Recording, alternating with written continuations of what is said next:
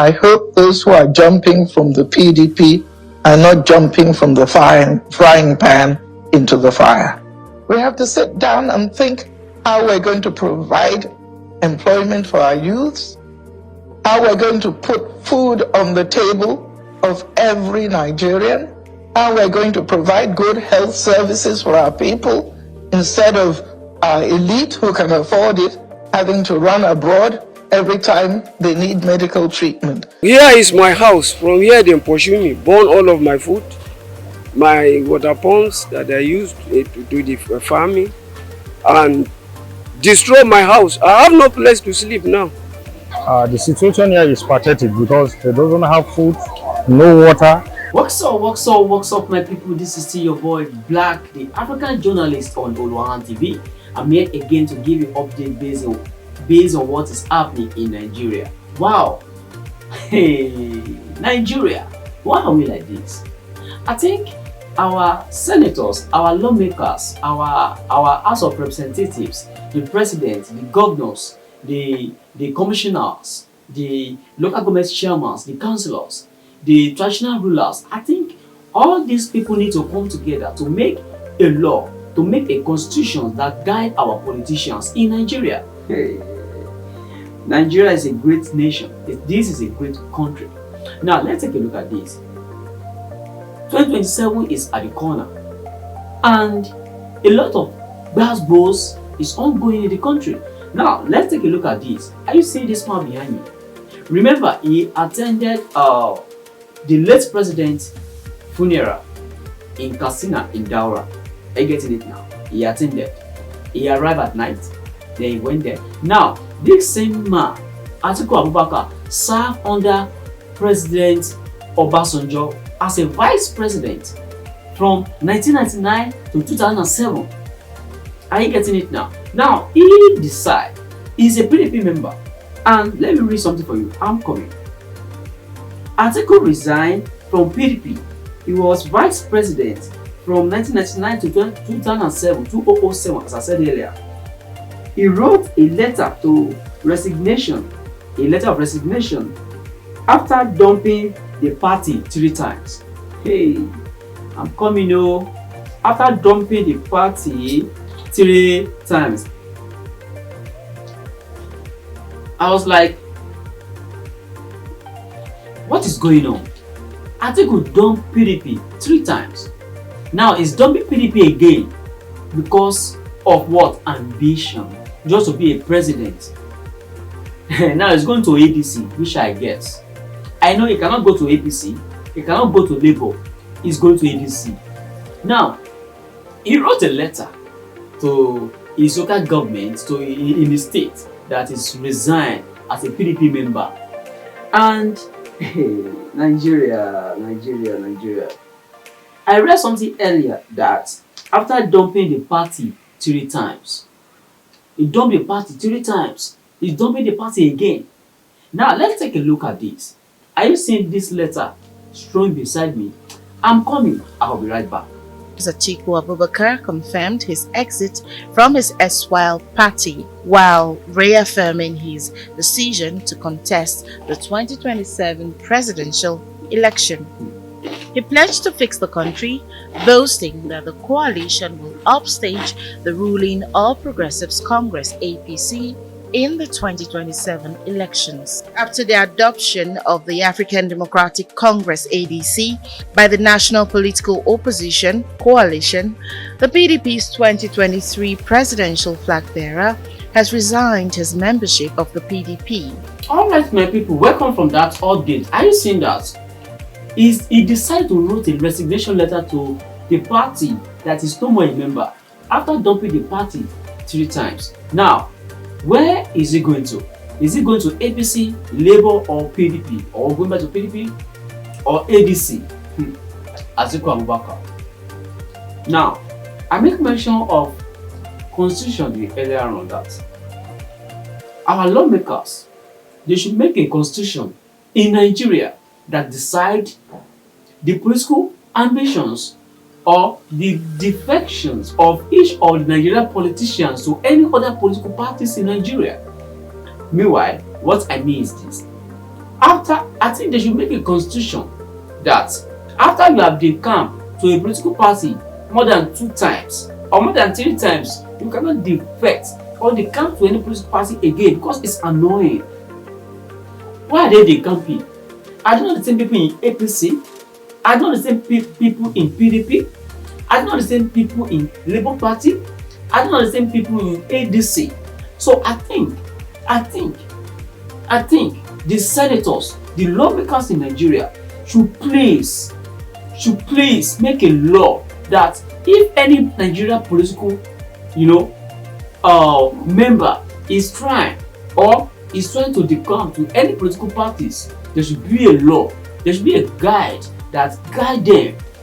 Remember, in Nigeria, nobody is above the law. But if you have the money, you always have your way out. That's how it plays. Now, if you are in a political party, if you decamp to other party, you have 2 opportunities again to decamp to any party of your choice. After that, if you decamp again, you only have 1 choice to decamp to any political party. After your last decamping, after your last defection, you cannot decamp again. Stay in that party according to the law. But you will see them moving from one party, forming one party that I don't understand. Why are they forming all this party? For what reason? Even the party that is already in existence, what's the usefulness, what's the benefit to the Nigerian citizens? School, after graduation, jobless. There's no job opportunities in the country. After school, you have to learn skills just to survive. Why are they decamping? Are there not a set of people in other political parties decamping to other political parties? I think Nigeria, I have a message to I have a message for Atiku Abubakar. I think this is time for you to have a rethink. You are a father. I think this is time for you to relax. Even to the president of the Federal Republic of Nigeria. You guys have done so well. You guys have tried your best. You guys should be relaxing by now. Why are you still using your last old age energy to be running politics? You have the money. What are you guys still doing? Remember, nothing lasts forever. Look at our ex-president, Muhammadu Buhari. He's dead. It's late. It is what you do that people will talk about. You will lie on your bed the way you lay it. Are you getting it now? So my message is this. Why are they decamping? Why? Drop your comment in the comment section below. Remember to like, share, subscribe, and also as well, click the notification button to get more updates. When I saw the news, I was like, I don't understand. Decamping for what? Is it that he wants to run for presidential candidate under ADC or what? I don't get it. So I want you guys to make sure you follow up. Remember, this is Black, the African journalist. Alright, let's continue based on our next update on Esperanto on OLANTV. There is this local government in Adamawa State. This is under insecurity. From land clash case 5, they have a land dispute. 5 people were injured. Now that is in Adamawa State. Are you getting it now? Now let's take a look at this. The violence caused a lot of damages and make the residents homeless. More than 2,000 displaced persons are currently in refuge camp. More than 2,000. Now, this happened as if it is the camping. I want you guys to watch the video for yourself. These are the interviews from the residents in Adamawa. The fierceness with which the Chobo community responded has raised a lot of questions in our minds, and we think that it's up to the government to find out exactly what they had in mind, because you don't come out with such powerful weapons and such large numbers and their movements were coordinated, which means they've had training. Here is my house. From here they pursue me, burn all of my food, my water pumps that I used to do the farming, and destroy my house. I have no place to sleep now. Even rain can fall now for here. If I find any leather, whether hanging under a tree, I go fit stay. Because I can never leave my ground just like that. They have descended on us with heavy and powerful weapons. You can see they have burned houses.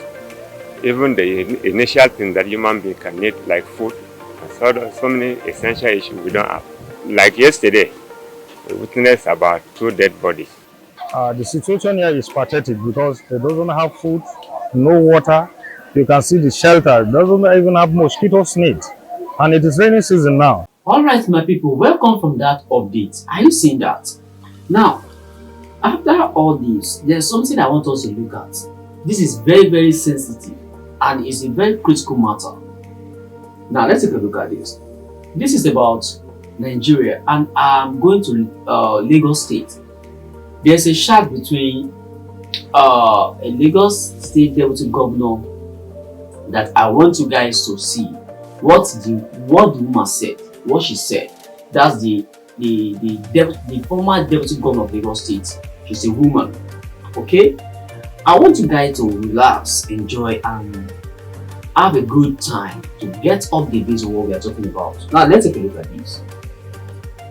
Our electoral process here in Nigeria, when are we going to do the needful? When are we going to do the needful? Now, I mean the right method of voting in Nigeria. In a chat with Governor Akerele, the former Deputy Governor of Lagos State. Are you seeing it now? This woman, she's a legend. She said a lot. She said a lot. Now, my take is this. We have politicians in Nigeria. We have people in Nigeria that know what to do. It's just that the bad people are more than the good people. Now let's take a look at this one after the other. What she said. She made mention of Tinubu, that Tinubu is having the ambition to run for second time as Nigerian president.